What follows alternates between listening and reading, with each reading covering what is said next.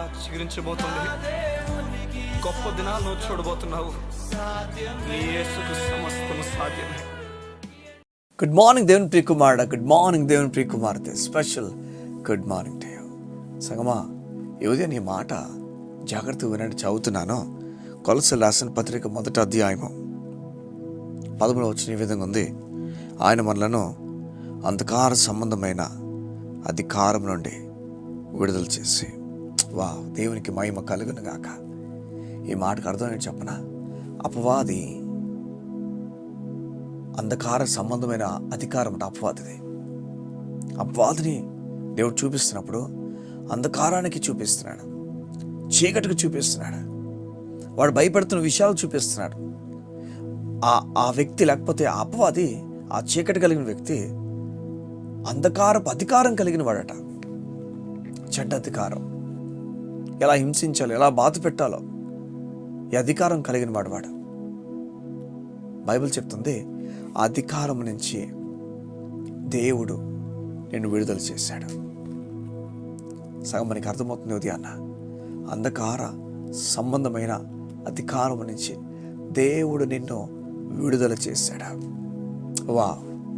ఈ ఉదయమున నీవు దయ్యాల భయంతో నింపబడుతున్నావే. మధ్య కాలంలో నీవు ఈ లోకంలో ఏం జరిగిపోతుందో, అపవాది నీకు ఏం చేస్తాడో కీడించి భయపడిపోతున్నావేమో. భయపడాల్సిన పని లేదు. వాడు అధికారం నుంచి నువ్వు విడిపించబడ్డావు సగమా. నేను దేవుడు అధికారం నుంచి బయటకు తీసుకొచ్చేసాడు సిలువ ద్వారా. బైబిల్ చెప్తుంది, మరణము ప్రతిరోజట అపవాది వేసే ఒక ఆయుధం ఏదనంటే పాపం ద్వారా మరణం వెళ్తుందట. వాడు పని ఏదనంటే మరణము, నువ్వు చచ్చిపోతావు చూడు, నువ్వు పాపం చేసినవాడు చచ్చిపోతావు అని చెప్పి మరణపు భయాన్ని అందరిపైన పెట్టాడట. నువ్వు ఇంకా చచ్చిపోతే నరకానికి వెళ్ళిపోతావు, నీ జీవితం ఇంతే, నువ్వు ఇంకేం చేసుకోలేని జీవితం అని చెప్పి మరణ భయం పెడితే యేసు వచ్చి ఆ మరణం తీసుకొని, చూడండి, మరణము ద్వారా ఆయన మరణపు భయాన్ని మనకు పోగొట్టేశాడట. ఎలా అంటే ఆయన చనిపోయి, నీ మరణం నేను తీసుకుంటున్నాను, ఇంక నువ్వు భయపడక నిన్ను తిరిగి లేపి ఆ మరణ భయం నుంచి నేను పోగొడుతున్నాను. ఈ ఉదయం దేవుడు నీకు చెప్తున్నాను, నువ్వు మరణపు భయము కలిగి ఉండాల్సిన పని లేదు. అది అంధకార సంబంధమైన భయం. అది అంధకారపు అధికారం నీ పైన చలాయించినప్పుడు అటువంటి భయం కలుగుతుంది నీకు. దేవుడు నీతో మాట్లాడి చెప్తున్నాడు, ఆ భయం నుంచి బయటకు వచ్చేసే. ఎలా వస్తానంటే, విపరీతమైన భయం నాకుంది. చూడండి, ఈ మాటకు నువ్వు బయటకు వస్తావు. చూడు, ఏ మాట రాయబడింది చూడండి.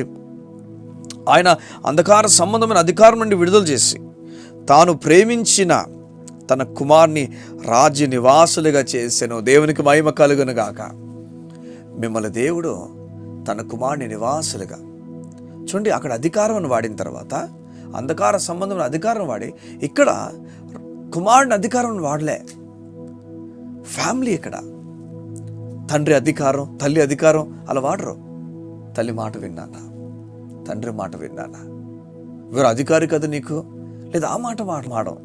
నివాసులు కలిసి ఉండేటట్లుగా తన కుమారుడితో కలిసి మనం నివసించాలని చెప్పి దేవుడు కోరుతున్నాడు.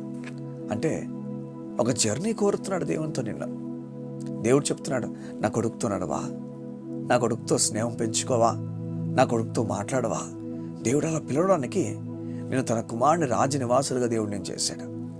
ఇప్పుడు చెప్పండి, ఒకవేళ ఇప్పుడు మనం అందరూ కూడా దేవుని నివాసులు, లేకపోతే రాజు తన కుమారుని నివాసులుగా అయిపోయాం. తన కుమారుడు ఉన్నాడు, ఆయన పక్కనే మనందరూ ఉన్నాం, అంతే కదా. అంతే, ఆయనతో పాటు నివసించుచున్నాం, ఆయనతో పాటు తిరుగుతున్నాం. ఇప్పుడు అబ్బాది ఆ పక్క నుంచి చూస్తే చెప్పండి, మనకేం చెప్పండి. ఇప్పుడు వాడు తేరు నిన్ను చూస్తున్నాడు, నిన్ను జీవితం పాడు చేయాలని చెప్పి. ఇప్పుడు ఏమైంది చెప్పండి? వాడు దేవుడిని యేసైని ముట్టి రాగలరా? నిన్ను ముట్టాలంటే యేసైని ముట్టాలి మొదట. నేను తాకాలంటే యేసైని తాకాలి మొదట. నువ్వు భయపడద్దు.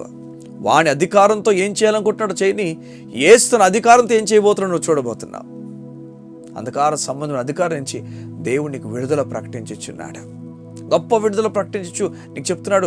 ఆయన రాజ్య నివాసులుగా అయ్యో, ఆయనతో గడుపు, ఇంకా ఆయనతో ముందుకు వెళ్ళు, భయపడక. చూడండి, మన పక్కన ఎవరున్నారో మనకు తెలియనప్పుడు కొన్నిసార్లు మనం ఏమైనామో, మనకెంత బలం ఉందో మనం మర్చిపోతాం.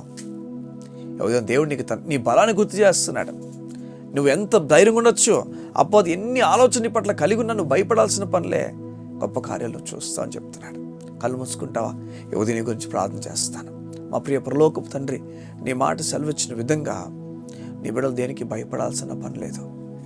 నువ్వు చెప్తున్నావు కదయా, నీ బిడ్డల కొరకు నువ్వు ఆలోచన కలిగి ఉన్నావని. అంధకార సంబంధమైన అధికారం నుంచి నీ బిడ్డలు విడుదల చేస్తావు, నీ రాజ్య నివాసులుగా చేస్తావు. ఇంకా దేనికి భయం మా తండ్రి? ఇంకా దేనికి భయం? నీవు మాతో ఉన్నావు, నీవు మా పక్కున్నావు. ఇంకా ఏం జరిగినో చూసుకుంటా ఆ ధైర్యం మాకు ఇచ్చిచున్నావు. నీకు స్తోత్రం.